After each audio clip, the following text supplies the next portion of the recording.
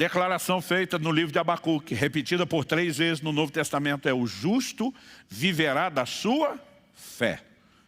Tudo aquilo que eu e você vamos experimentar em Deus depende da nossa fé. Aliás, Hebreus 11:6 diz: ora, aquele que se aproxima de Deus deve crer que Ele existe e que Ele é galardoador de todos aqueles que o buscam.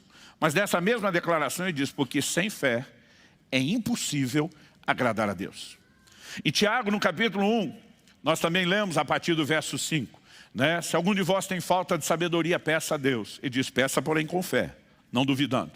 E diz: porque o que duvida é semelhante à onda do mar, que é levada e agitada pelo vento. Ele termina dizendo: não pense tal homem que receberá do Senhor coisa alguma. Ou seja, onde não há fé, não se recebe de Deus. A fé é essencial, não apenas para a salvação, mas para tudo aquilo que acompanha, para todo o relacionamento com Deus. Tudo aquilo que eu e você vamos experimentar depende da fé. Não apenas o nosso destino eterno, quando falamos da plenitude da salvação, mas no Evangelho de João nós também lemos: essa é a vitória que vence o mundo, a nossa fé. Porque as pessoas confundem confissão de fé com confissão positiva. Pastor, qual é a diferença? A diferença é que se você confessa a fé que você tem, não são meramente as suas palavras que mudam realidades. São suas palavras carregadas de fé. E você não crê porque você quer. Você só pode crer em cima daquilo que Deus falou. Porque Romanos capítulo 10, verso 17, diz que a fé vem por ouvir e ouvir a palavra de Deus. Outro dia uma pessoa falou para mim, né, se tudo é possível que creio, eu creio que eu posso voar, eu consigo? Falei: não, a menos que Deus te diga. Como não há uma promessa bíblica falando para você voar, você vai precisar de uma palavra específica. Se Ele te der, faz que nem Filipe, que Atos capítulo 8 nos mostra, foi um dos primeiros a voar de Jesus Airlines.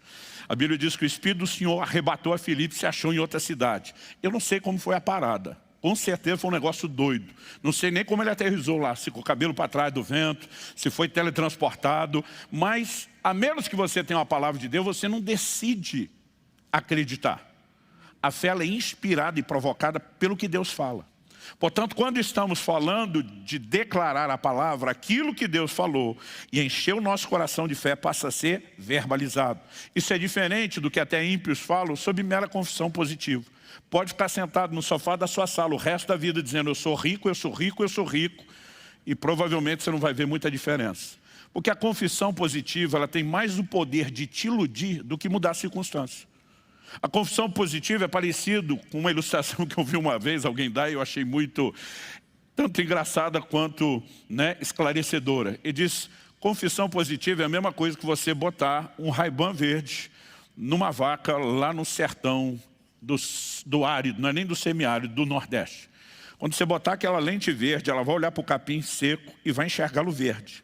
Mas a hora que botar a boca lá, continua seco. Porque não importa se você está olhando para aquilo como verde, né? A sua visão não tem o poder de mudar aquela realidade. A fé tem uma natureza completamente diferente. Ela não precisa daquele Ray-Ban.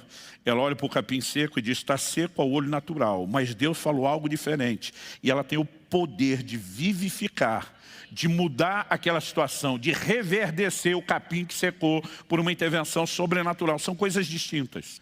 Mas alguns às vezes estão numa neura que você não pode nem brincar. Está quebrado, está amarrado essas palavras, cancelo agora. Eu olho para uns crentes, tem aquele segmento de uma religião chamada xiita e tem o crente que é o chato. Assim, você não pode nem se divertir.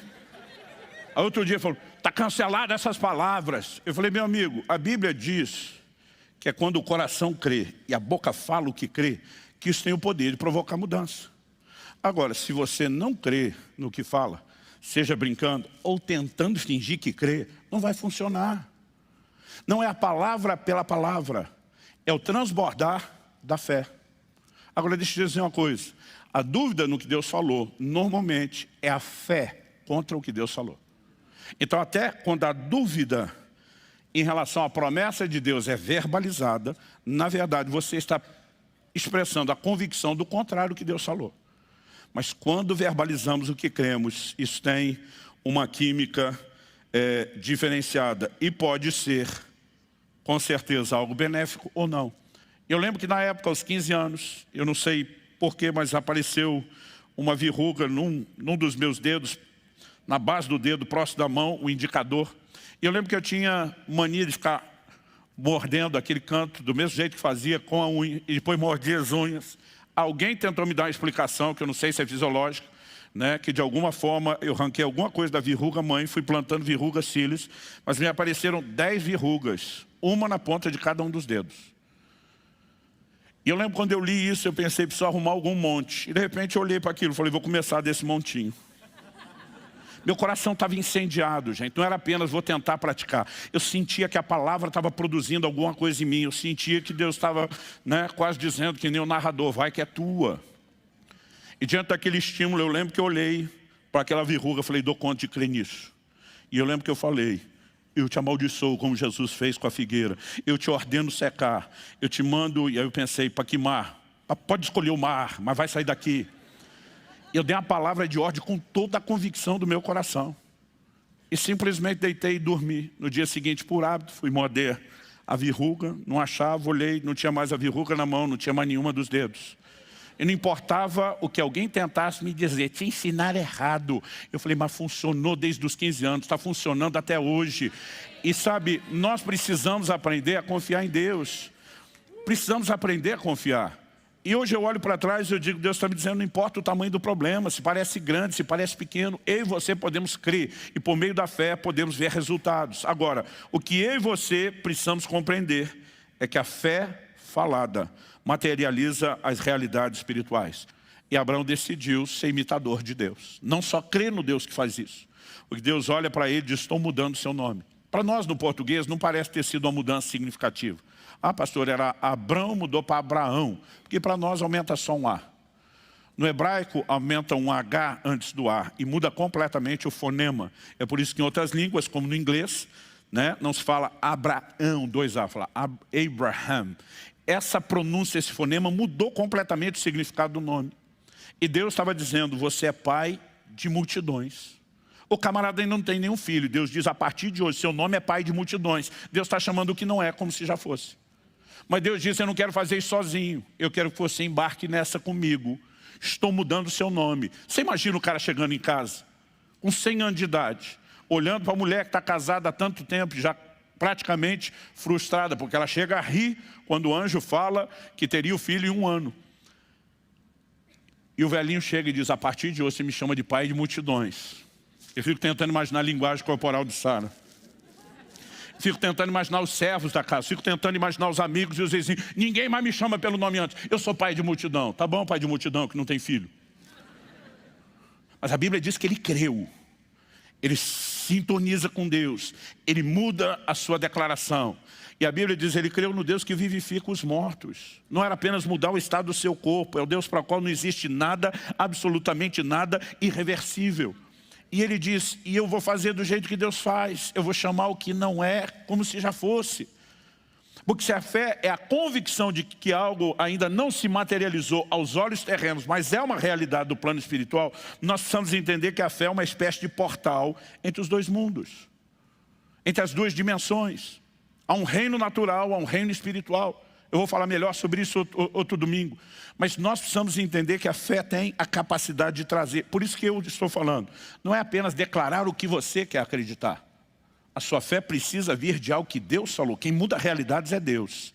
E nós cedemos a nossa fé e a nossa confissão para que elas cooperem com o Deus que muda realidades. Com Deus que vivifica os mortos. Quem vivifica os mortos não é a sua confissão. É Deus. Mas a sua fé naquilo que Ele fala, a sua declaração, a sua confissão tem o poder de permitir que as mudanças que Deus viabiliza se manifestem. Quem está entendendo, diga amém. A Bíblia diz que Ele não pode mentir, Ele não pode negar-se a si mesmo. Cristo diz, passarão os céus e a terra, mas a minha palavra não há de passar. Na oração de João 17 ele diz, a tua palavra é a verdade. Então, a minha e a sua fé se apoia no quê? Na palavra de Deus, que é digna de confiança. Porque a fé se apoia não só na palavra. Quando nos apoiamos na palavra, nós estamos dizendo, nós apoiamos a fé no seu caráter imutável, na sua incapacidade de mentir. Quando Pedro diz, sobre a tua palavra lançarei as redes, ele está dizendo, toda atitude de fé é baseada no compromisso que o Senhor fez. É por isso que Josué e Caleb dizem, e daí que tem gigante, e daí que o cenário está caótico, quem foi favorecido é a gente, a palavra de Deus está conosco, a palavra de Deus nos foi dada. Mas se nós não aprendemos a falar de acordo com ela, as circunstâncias não vão mudar. Muitos de nós temos feito declarações o tempo todo, que às vezes nós não percebemos, são espontâneas, mas elas externam a fé errada ou a falta de fé que nós temos. E só uma forma de mudar isso. Não é meramente mudar o discurso, é mudar o depósito. E você temos que nos encher da palavra, o alimento da fé. E você temos que nos encher de tal forma. Jesus diz, a boca fala do que está cheio o coração. E encher não é apenas o momento onde você lê. A Bíblia diz sobre meditar na palavra dia e noite. Tem um momento pós-leitura, onde você vai ter a continuidade daquilo. Você começa a processar, você começa a mastigar aquelas verdades. E à medida que eu e você enchemos o coração, automaticamente, você não precisa esforçar a dizer. Você começa a alinhar aquilo que você fala com aquilo que Deus falou. E quando você está alinhando porque Deus falou e crendo no que Deus falou, aí sim, essas palavras começam a cooperar com o que Deus falou, no sentido de mudar realidades. Quem está entendendo, diga amém.